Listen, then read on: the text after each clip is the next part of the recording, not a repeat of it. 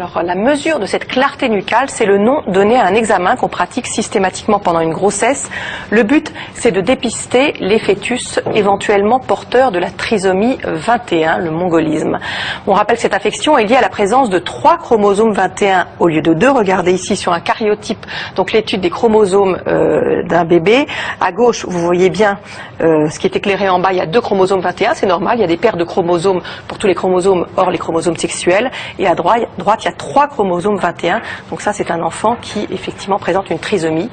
Alors le principe de cette mesure, elle est simple, ça consiste à mesurer une petite tache claire au niveau de la nuque du fœtus. C'est une sorte de petit décollement normal qui va disparaître progressivement et on fait cette mesure par une simple échographie. Regardez ici l'échographie d'un bébé, vous avez là le liquide dans lequel il baigne, là on est à l'avant et donc en bas on est à l'arrière.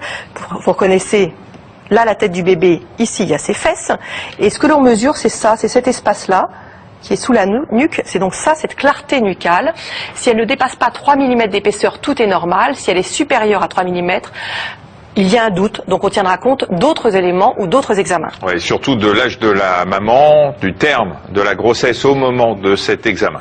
Ensuite, plus tard, entre la 14e et la 18e semaine après la date des dernières règles, on fera un dosage de marqueurs lors d'une prise de sang et on calculera alors avec tout ça un risque de trisomie 21. Ce qui pourra amener éventuellement le médecin à proposer un prélèvement, soit du placenta, ce qu'on appelle le trophoblaste, soit du liquide amniotique que vient de vous montrer Marina, dans lequel baigne le fœtus.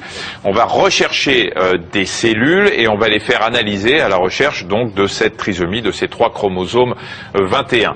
La mesure de la clarté nucale permet de dépister 80% des trisomies, mais il faut savoir que dans 5% des cas, il y a ce qu'on appelle un faux positif, c'est-à-dire qu'on a fait le diagnostic de trisomie alors qu'il n'y en avait pas.